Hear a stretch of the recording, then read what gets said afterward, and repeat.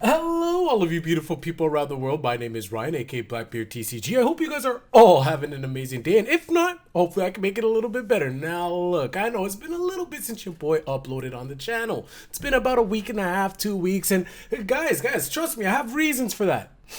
Okay, I have reasons. The new Path of Exile season came out. I played a ton of that. And then, of course, obviously, Honkai Star Rail came out, and I've been playing a ton of that as well. You guys probably would have seen some stuff on my Twitter. But with that being said, the One Piece card game is still here, and that's the beauty of this game. It's not going nowhere. Things are always happening. New cards are always being released. And in today's video, we're going to be talking about 3 cards that have been revealed that has your boy super excited. I'm going to talk about all 3 of them, and then I want to hear you guys' top 3 cards that have been revealed so far, and I want to know what you guys are excited for. So with that being said, let's start off with the first card on my list. So to absolutely nobody's surprise, the first card on the list is blue because, you know, blue deck equals best deck. You guys already know. But it is Sasaki of the Animal Kingdom Pirates. Yeah, surprisingly, this card is one of the cards that I'm absolutely stoked for. This card looks so good. Not talking about the art. The art is kind of whatever, but to be fair, the character, how cool can you actually make him look? So that's a topic for another day. But the reason why I think that this card is absolutely amazing, why I think it's super cool, and why I'm so excited for it is, you know, it's a 2K counter. Of course, whenever a card has 2K counter, you're always going to be happy because there's going to be an avenue for you to utilize it in any deck of that color because it is going to be used on the defensive end.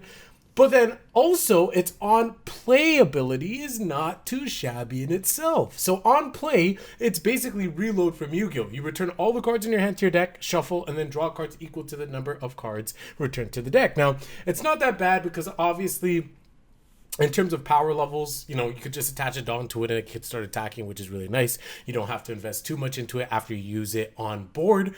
But the reason why it's nice is because this is not something that's tied into a certain archetype. And it's something that we've kind of seen with other blue cards or other cards in general that just happen to not be red. And even if it is red, red has like the different traits and the different archetypes are just so powerful that even when they are locked into it, it doesn't really matter. But this feels good because you can play this in any blue deck going forward, past, present, and in the future for any blue deck that is going to be played. It essentially gives you a free mulligan, right? Not essentially, it just actually does just give you a free mulligan. I guess it's not 3 because you have to pay 3 Dawn, but you guys know what I'm saying. This is great because if you think of decks like, let's say, you know, Ivankov, for example, or maybe you're playing Doflamingo and you might not quite have that hand that you want, that play that you want, then you can go ahead and play this and just try again, right? It's something that you have access to, something that is nice. I'm really excited for it. It's one of those things that it's like, is it going to take a deck over the top and make it absolutely absurdly broken and this is going to be the reason why it's going to start winning all the time? No, it's not that, but it is an option. And of course, when you have more options, it can never be a bad thing. I'm excited for this card. I'm really excited for this card. It will see play, I'm telling you.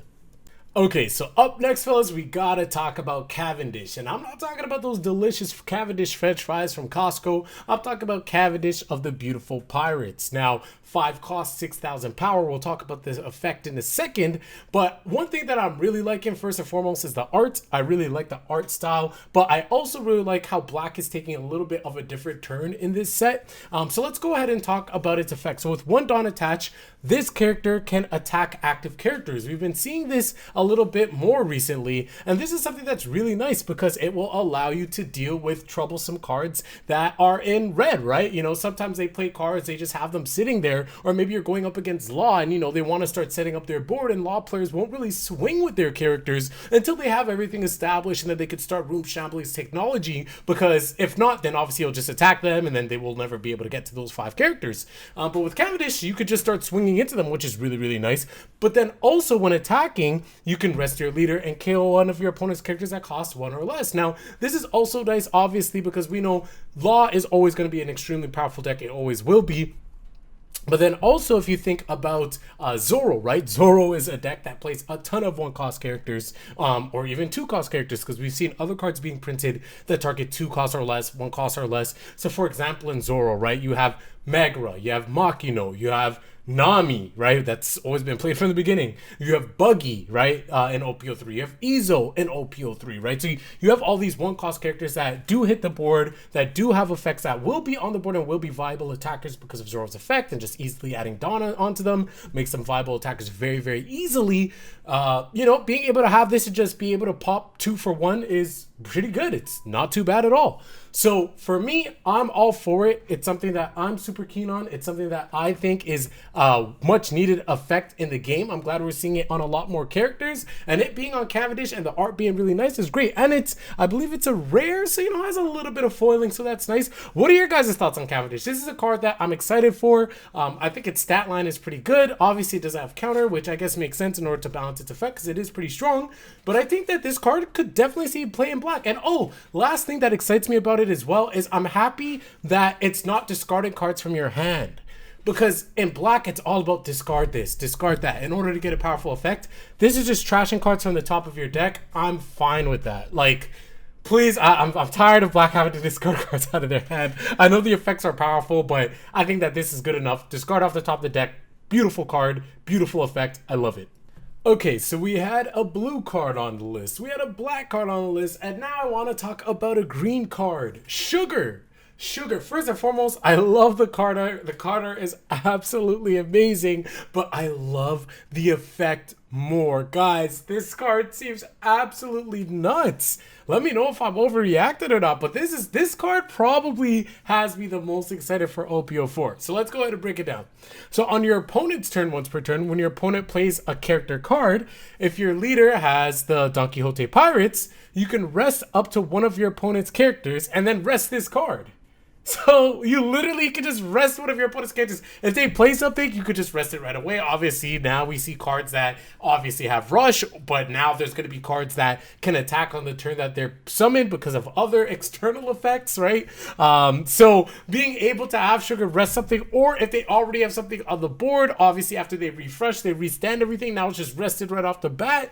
I feel like that has value in it of itself. Of course, Sugar then becomes rested herself, so then your opponent could just attack into it, so you can't really reuse it. But if this is a character that you can keep alive past the first turn that it's on the board, right? Whether you have blockers or other things of that nature, maybe you have a Paradise Waterfall or something you can like restand. I don't know. Maybe you could do some shenanigans, keep it alive. This card is going to have a ton of value.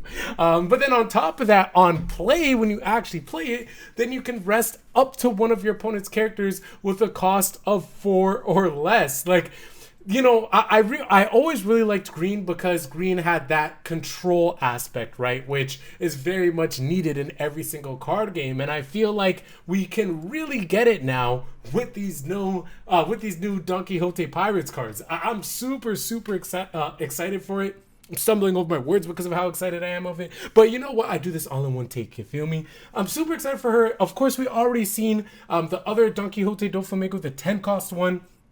That's also really cool. So that one on play, a total of up to 3 of your opponent's rested characters cannot become active during the next refresh phase. So that's something that's interesting. It's like, it's super like control, saying like, oh yeah, these cards do not get to play. And I have to say right now for OP-04, I'm probably the most excited to play some variant of green. Not too sure exactly which specific variant of green that I want to play. It could be Don Quixote do Flamenco, it could be Isho, I'm not sure. But right now I think green is the color for me that I want to get my hands on. But with all of that being said, guys, those are my 3 favorite cards that have been revealed so far in OP-04. I'm very curious, is your list the same as mine or does it differ? Let me know in the comment section below and stay tuned for some more videos, specifically focused on OP-03 because that's around the corner for us as well. Take it easy. Peace.